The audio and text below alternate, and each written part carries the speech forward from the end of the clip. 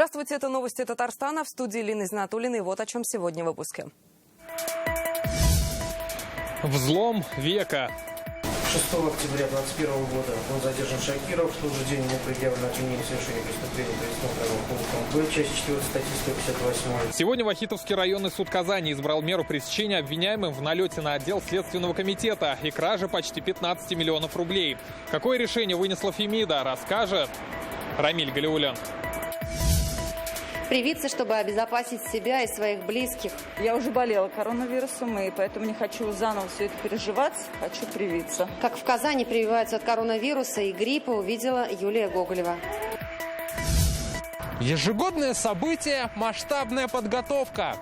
Это такой основополагающий документ, который ложится как инструкция к работе на предстоящий год. Как в этом году пройдет послание президента республики, узнал Дмитрий Аренин. Марш-бросок, штурм и рукопашный бой. Все ради крапового берета. Получая краповый берет, ты понимаешь, что ты теперь должен быть всегда лучше других и всегда ему соответствовать. Сколько дошло до заветного берета, расскажет Вероника Гайнудинова. Радио без границ. Наша главная цель – это помогать тем, кто занимается радио, помогать радиостанциям быть в тренде. О чем сегодня вещают победители 5-го международного фестиваля радищиков, знает Алия Хайрудинова. Новые ограничения и QR-коды о вакцинации ждут татарстанцев с 11 октября. Правительством республики готовится к подписанию соответствующее постановление, сообщил руководитель пресс-службы президента. Дополнительные ограничения связаны с ухудшением эпидемиологической ситуации. И так обо всех мерах по порядку. Первое. Работа театров, кинотеатров, цирков и концертных залов, спортивные и развлекательные мероприятия возможны только при заполняемости залов не более 50% и не более 500 человек. 70% заполняемость возможна, если привиты все сотрудники и гости старше 18 лет. Гостиницы и хостелы смогут заселять лишь половину номерного фонда. Если все работники вакцинированы, заполняемость полная. QR-коды, подтверждающие вакцинацию или перенесенные в последние полгода заболевания, понадобятся для посещения объектов общепита, спортивных и фитнес-центров, бассейнов, аквапарков, торговых центров и объектов непродовольственной торговли с торговыми залами больше 400 квадратных метров.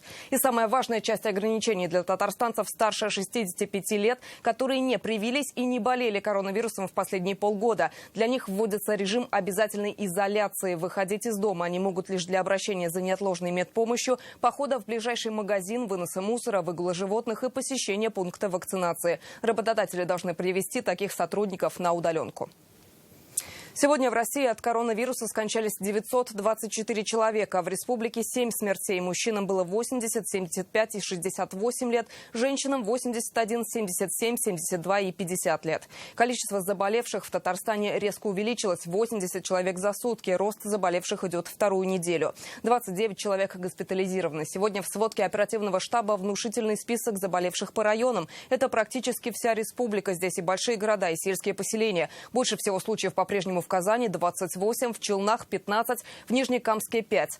В России также идет увеличение числа заболевших ковид. За сутки выявлено 27,5 тысяч новых случаев. Это максимум с начала года. После заметного спада прививочная кампания от коронавируса в республике снова набирает обороты. Все чаще на вакцинацию приходят молодежь и люди среднего возраста, многие на ревакцинацию. Напомним, защитить себя и своих близких можно абсолютно бесплатно, как в районных поликлиниках, так и в крупных торговых центрах и домах культуры. Почему в эти дни возросла активность, спросила Юлия Гоголева. Пожалуйста, поднимите плечо, будем делать. На часах чуть больше 10 утра в мобильном пункте вакцинации в Меге уже очередь. Алена Гришина сюда пришла одна из первых. Будучи в декретном отпуске, решила обезопасить себя и близких. Родственники болели тяжело, поэтому, посмотря на их горький опыт, решила привиться. Бок о бок с коронавирусом мы живем уже второй год, поэтому у тех, кто сегодня прививался, уже есть свои печальные истории о ковиде. Бабушка приехала к своим родственникам сюда. То есть они давно не виделись, она в Башкирии живет. Дома уже у них почувствовала себя плохо, то есть все симптомы открылись и уже посоветовали ехать в больницу. В больнице вроде улучшение было, но через неделю, к сожалению, имеем то, что имеем. Сегодня в мобильном пункте было много молодых, некоторые с детьми. Я сюда специально пришла для того, чтобы сделать прививку, потому что в поликлиниках очень много народу. Я уже болела коронавирусом, и поэтому не хочу заново все это переживать, хочу привиться. Летом на этом же пункте вакцинации в среднем прививали около 300 человек. Многие торопились уехать в отпуск, в том числе и за рубеж, поэтому делали прививки. Сейчас темпы вакцинации здесь снизились почти в 3 раза. В среднем в день прививают всего около 100 человек. И эти цифры врачей, увы, не радуют. Я, конечно, понимаю, что это дело каждого, но все-таки нужно понять то, что в данный момент, то, что это очень важно, то, что нужно защитить и себя, и своих близких, соответственно. Вакцинацию в торговом центре, нежели в поликлинике по месту жительства, предпочел и житель Набережных Челнов Ленар Султанов. По работе ему каждый день приходится общаться с новыми людьми. Я хочу себя обезопасить, и вот пришел в торговый центр, благо здесь удобно, нет очередей. Выбрал спутник Лайт. Если в городах с вакцинацией наметился небольшой рост, то в некоторых районах – Пестричинском, Буинском, Кукмарском и Зеленодольском – ситуация вызывает опасения у эпидемиологов. Здесь меньше всего привились от COVID-19. В результате в том же Кукмарском районе в августе и сентябре был всплеск по заболеваемости коронавирусом. Это повлияло на решение жителей вакцинироваться. Теперь приходит по 100 человек в день. Не нужно верить фейкам в интернете, нужно обязательно прививаться. Врачам сейчас очень тяжело. И если бы не вакцинация, погибших от коронавируса было бы гораздо больше. Схожая ситуация с вакцинацией в соседних Балтасях. Власти района накануне обратились к жителям. Не қызғаныш, вакцинация кампаниясы. Раньше в день вакцинировалось от коронавируса 320-380 человек. Сейчас 190. Напоминаем, чтобы сделать прививку от коронавируса, при себе достаточно иметь всего 3 документа. Медицинский полис, паспорт и СНИЛС. Привиться можно в поликлиниках, торговых центрах и некоторых домах культуры. Мобильные пункты вакцинации обычно работают без выходных с 10 утра и до 8 вечера. Кстати, там же можно привиться и от гриппа. Юлия Гоголева, Олег Мыльников, ТНВ, Казань. Сегодня Вахитовский районный суд избрал меру пресечения предполагаемым участникам ограбления отдела Следственного комитета республики. На скамье 4 фигуранта дела, один из которых предполагаемый организатор, 36-летний следователь-криминалист. Напомним, преступление совершили в ночь на понедельник. Злоумышленники выкрали сейф, в котором было почти 15 миллионов рублей. Ход следствия взял на контроль Александр Бастрыкин. Кто стоит за кражей года? Детали у Рамиля Галиуллина. Прячет лицо и сдерживает эмоции. В зал суда Марата Шакирова завели под прицелом фотоаппаратов и камер. Заседание началось в 3 часа дня. Следователь-криминалист по материалам дела организовал кражу из отдела Следственного комитета. На вопросы журналистов не отвечал. Как так вообще вышло? Что не нравилось? Работа не нравилась? Почему так? По версии следствия, подозреваемые выкрали из здания сейф заместителя начальника отдела, в котором было почти 15 миллионов рублей. Все произошло вот в этом здании. Это отдел по расследованию особо важных дел на улице Карла Маркса. Под покровом ночи люди в масках подошли к зданию, залепили камеры видеонаблюдения и проникли внутрь.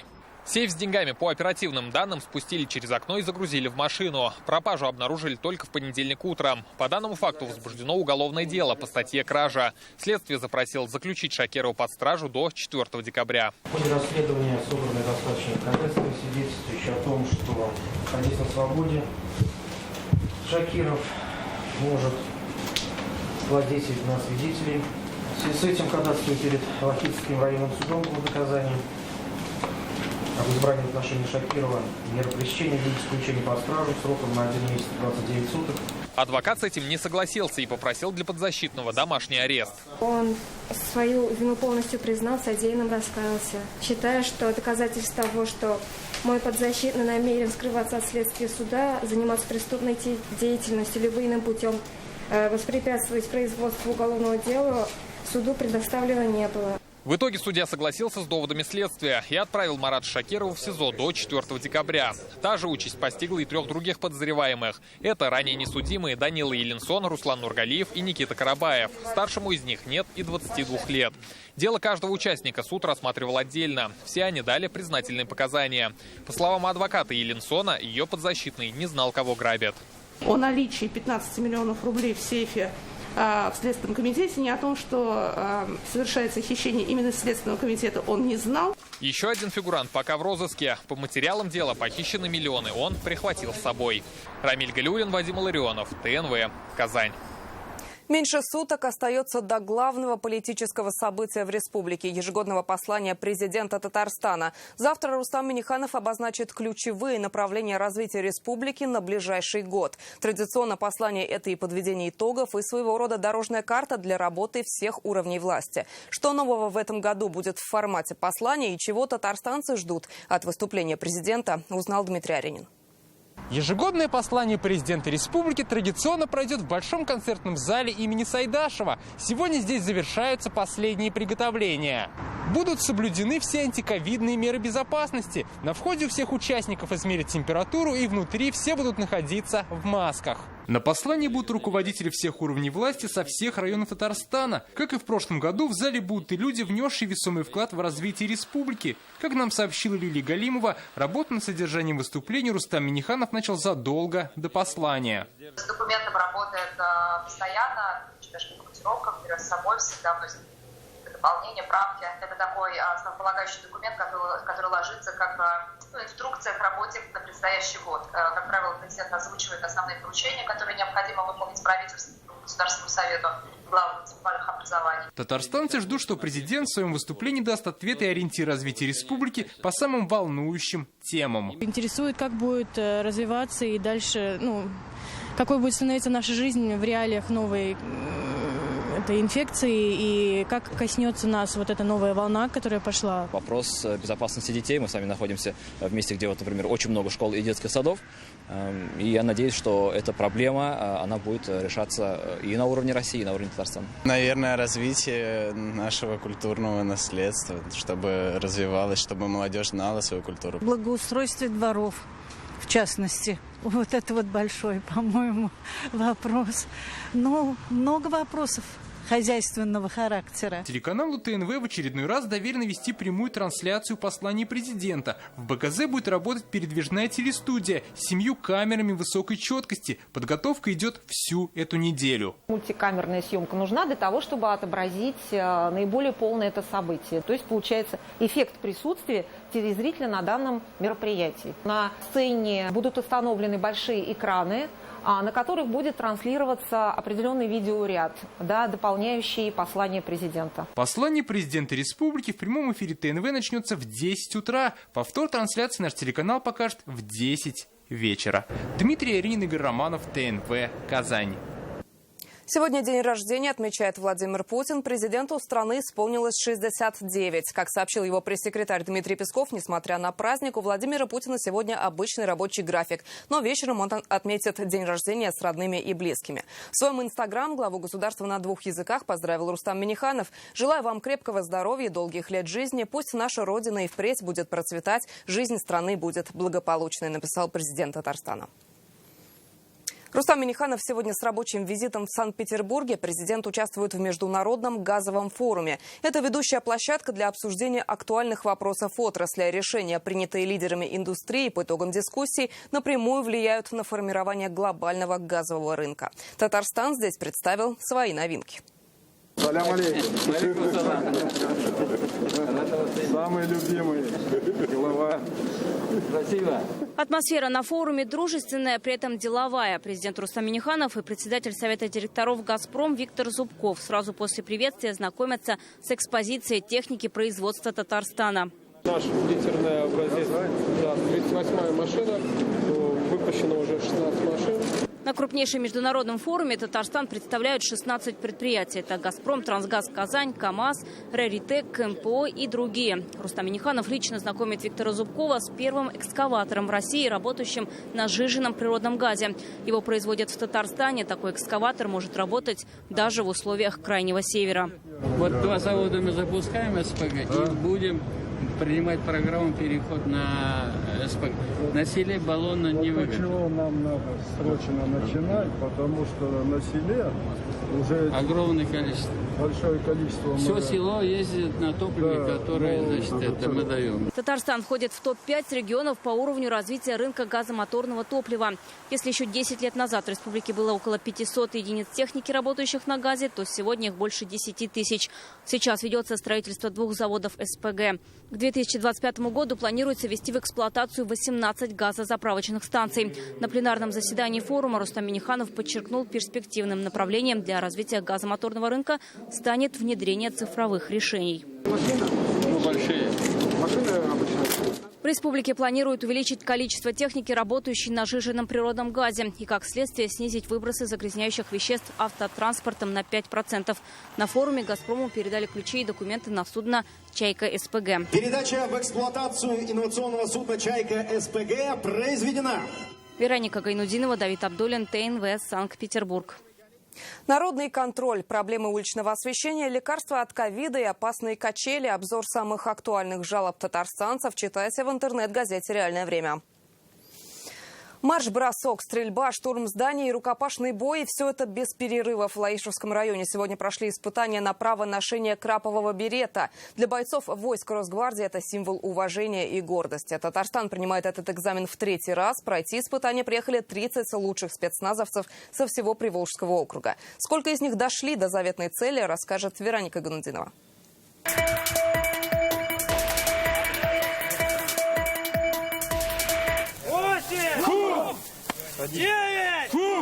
Ни секунды на отдых, и это после 12-километрового марш-броска и специальной штурмовой полосы. Здесь нужны крепкая физподготовка, выносливость и самоотдача. Любая ошибка – снятие с дистанции. После полосы – проверка ружья на исправность. В жизни лучше цели нет, чем сдать на краповый берет. Спецназ! Краповый берет для спецназовцев Росгвардии – это символ принадлежности к элитным войскам, преимущество в военной карьере. Краповый берет является символом спецназа войск Национальной гвардии, поэтому все про нас знают, но, естественно, чтобы быть самым лучшим, должны быть достойны испытаний. В бою бывает и похлеще, поэтому мы должны быть готовы успешно выполнить любую боевую задачу. 6 финальных этапов. На первых 2 сходит большинство. 3-е испытание – стрельба из автомата Калашникова и пистолета Макарова. Пока на этой полосе боец выполняет задания, с остальными участниками занимаются инструкторы. Штурм здания. Следующий этап. Дошли 7 человек. Здесь важно спуститься, выстрелить, закинуть в кратчайшие сроки гранату. Главное, чтобы, конечно, техника не подвела. Чисто! Чисто! На высотной подготовке окно не выбил. Из-за этого граната упала под ноги. 5-й этап – гимнастика и атлетическая подготовка. Дошли 5 человек. Впереди самое сложное – это рукопашный бой. 12 минут борьбы без остановок. Противники – инструкторы. И они постоянно сменяют друг друга. А боец продолжает сражаться. Инструктора, 3-я смена, приготовиться! Кто-то проходит все испытания с 1-го раза, у других получается только с 5-й попытки. Эльвиру Басырову из Ульяновской области пришлось пройти этот экзамен 3 раза, чтобы получить свой краповый берет. Сейчас он инструктор. Сложный этап именно тот, что марш пробежать, да, там где-то может быть удача не повернется, да, вот мы видели, офицера сняли, то есть оружие не выстрелило. У меня также было. До конца дошли 5 из 30 спецназовцев. Теперь они обладатели крапового берета. Вероника Гайнудинова, Рамзиль Гарипов, ТНВ, Лаишевский район.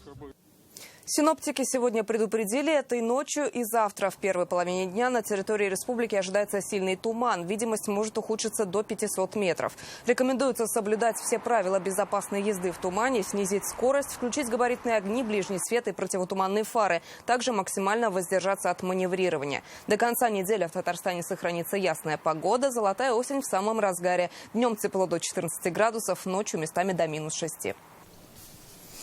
Как правильно делать новости, создавать детские и музыкальные программы на радио, как удержать интернет слушателей и повысить доверие к радиовещанию. Эти и другие вопросы обсуждают сегодня в Казани на международном фестивале «Радио без границ».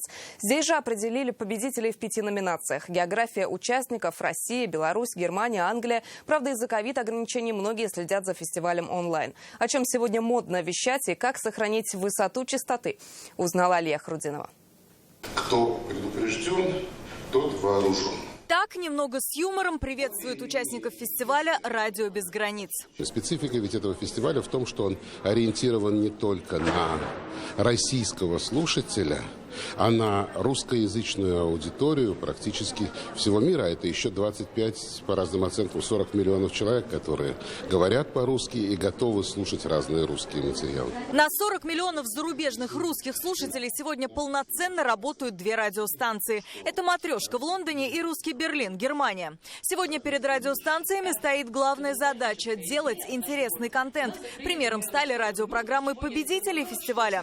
Так, корреспондент питерского авторадио за 11 часов с юга на север прошел всю северную столицу. Слушателям открылся скрытый Петербург. Идея, она всегда же приходит, как-то очень спонтанно. И вот здесь у нас идея, она, наверное, была вот на стыке какой-то надежды, что, может быть, нас ждет хорошее лето, может быть, нам все-таки удастся куда-то поехать, чего-то поделать. И такого, может быть, немножко отчаяния, никто не знает, что будет, что там еще придумает Роскомнадзор. Приглашение в цифровую среду из эфира радиостанции.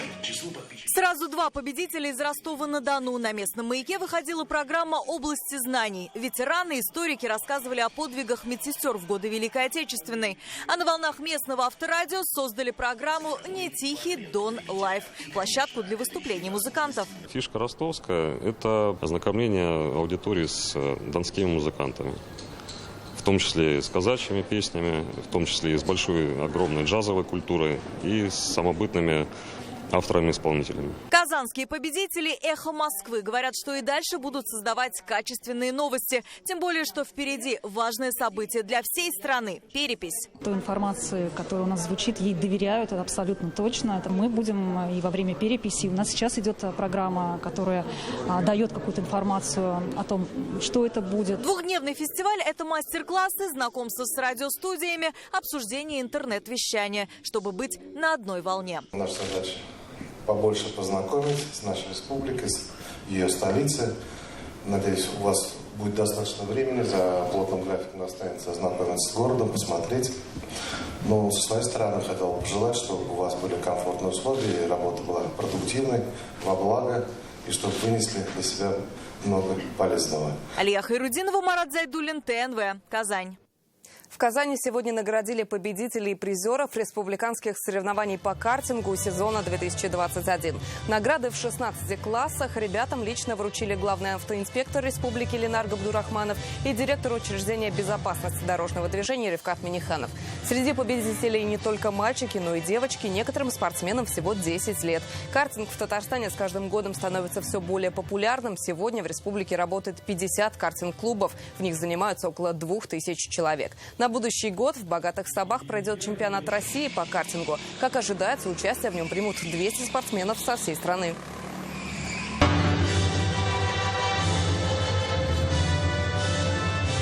Именно из картингистов у нас, помимо того, что вырастают замечательные спортсмены мирового уровня, у нас, конечно же, картингист является нашей первой опорой надежной, совместно и с отрядами юных инспекторов движения, которые участвуют в наших мероприятиях, и, конечно, которых мы потом видим в качестве своей смены и в качестве тех, кто будет своим примером показывать другим участникам дорожного движения, как нужно себя вести.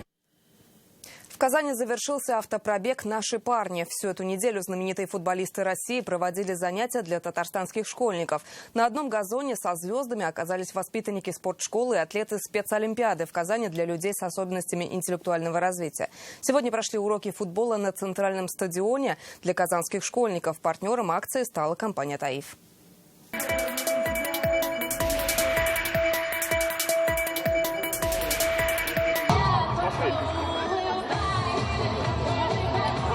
Тонкости точной распасовки для десятилетних мальчишек показывают звезды российского футбола прошлых десятилетий. На газоне центрального стадиона снова встретились экс-игроки сборной России Егор Титов, Дмитрий Оленичев, Александр Филимонов. В Сбровке совета также давал известный спортивный комментатор Виктор Гусев. Нужно так развивать детский футбол, чтобы это стало решающим. Чтобы у нас было такое прекрасное пополнение, молодое поколение, как это бывает в Германии. Нужно создать такую систему. И это шаг к системе, о которой я говорю. Таланты есть везде, конечно. К сожалению, не каждый здесь станет профессиональным футболистом, но тем не менее вот тот опыт, который человек получит при общении с нами, с легендами российского футбола, я думаю, пригодится в дальнейшей профессиональной карьере. С этого учебного года Татарстан стал одним из пилотных регионов страны, где в ряде школ запущен проект «Футбол в школе». Бесплатные занятия по спорту номер 1 стали постоянным третьим уроком физкультуры. Организовать такие занятия в республике помогла группа компаний «Таиф». Это значит не только инфраструктурную поддержку в виде полей, инвентаря и так далее, но и методологическую поддержку, учебу тренеров и возможность детям заниматься по самым современным методикам. Что касается данного фестиваля «Урок футбола» и автопробега «Наши парни», его уникальность заключается в том, что Казань, город, привыкший и в чем-то избалованный большими футбольными событиями, а здесь нам удалось охватить все уголки республики, большие города: Альметьевск, Нижнекамск, Набережные Челны, Бугульму, Чистополь. Так, в республике во время автопробега «Наши парни» уроки звезд российского футбола посетили около 2000 школьников. С ними интересно, и они известны.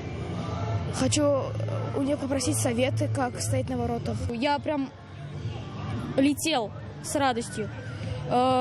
Мне очень нравятся такие мероприятия, потому что они и помогают детям развить, и дают внимание. Увидеть в игре современных игроков сборной России в Казани можно будет и завтра. На Акбарс-арене подопечный Валерий Карпина встретится со словаками. На матч приедут воспитанники спортшколы клуба «Нефтехимик». Дмитрий Аринин, Данил Филатов, ТНВ, Казань. На этом пока все. Еще больше новостей в наших соцсетях, ВКонтакте, Инстаграм. До встречи.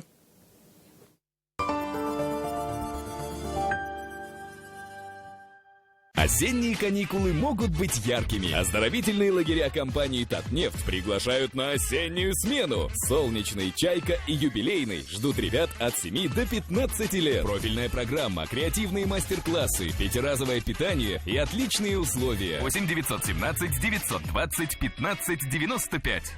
Какой опасный момент! Коллекторы вышли на след и вот-вот начнут преследовать жертву. Но Банкрот-центр поможет списать долги, защитит вас и вашу семью. Записывайтесь на бесплатную консультацию. Диабетики, внимание! Для вас глюкометры, тест-полоски, шприц-ручки и иглы. Бесплатный обмен неисправных глюкометров. Магазин Диабетика. Улица Седова, 9, 259 19 91. Пластическая и эстетическая хирургия здоровья семьи. Все виды пластических операций. Ведущие хирурги. Современное оборудование, индивидуальный подход. Казань, 204 2 700. Обещали, привезли. В автоцентре РРТ на Чуйкова огромное поступление автомобилей Nissan. Более 180 Nissan в наличии с ПТС. 212 30 10. Чтобы в доме было чисто, наведем порядок быстро. В находке порошок стиральный Тайд 12 килограмм 749 рублей. Шампунь Шауман для мужчин 89. Срок акции по 10 октября 2021 года. Подробности у продавцов. Спешите видеть! В Казанском цирке с 17 сентября новая цирковая программа «Золотой московский цирк».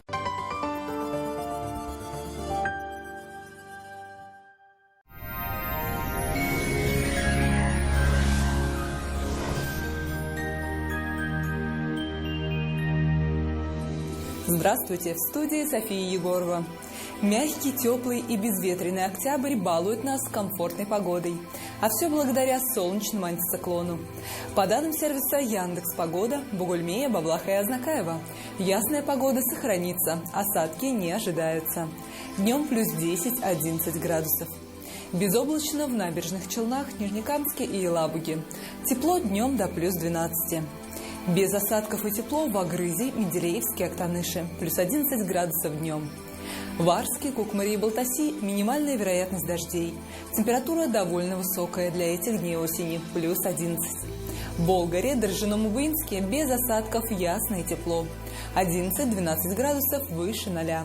В Альметьевске, Чистополе и Мамадыше ясно и сухо, плюс 10-12 градусов. В субботу небольшая облачность, но тепло сохранится. Гиделикс – капли и сироп от кашля с экстрактом листьев плюща. Можно принимать всей семьей. Гиделикс облегчает откашливание, оказывает спазмолитическое действие. Сироп подходит детям с рождения, не содержит спирта и сахара. Кто это у нас соберет все лайки? А вот кашель не наша история. Гиделикс с натуральным экстрактом листьев плюща можно принимать даже самым маленьким. Кашля больше не боюсь. Гиделиксом я лечусь. У меня артроз. Протез, хоть и дорогой, не приживался. Так я попала в «Доктор Ост». Даже при тяжелых формах артоза сустав еще можно сохранить с помощью инъекции нового поколения. Жаль, поздно попала в «Доктор Ост». Были бы оба сустава целы. Федеральная сеть медицинских центров «Доктор Ост». Лечение самых сложных заболеваний позвоночника и суставов без боли, хирургического вмешательства. За 12 лет в 10 городах России врачами клиники отменено более 70 тысяч операций. В Казани ожидается ясная погода, без осадков. Ночью около 2 градусов тепла, а днем до плюс 13. Ветер западный, умеренный. Атмосферное давление 768 мм ртутного столба. Влажность воздуха 65%. Магнитное поле Земли спокойное. И в конце выпуска заглянем в народный календарь. Если в ближайшие сутки погода будет ясной и теплой, то такой же она продержится в ближайшие 3 недели. Это ли не прекрасная новость? На этом наш выпуск завершен. До свидания.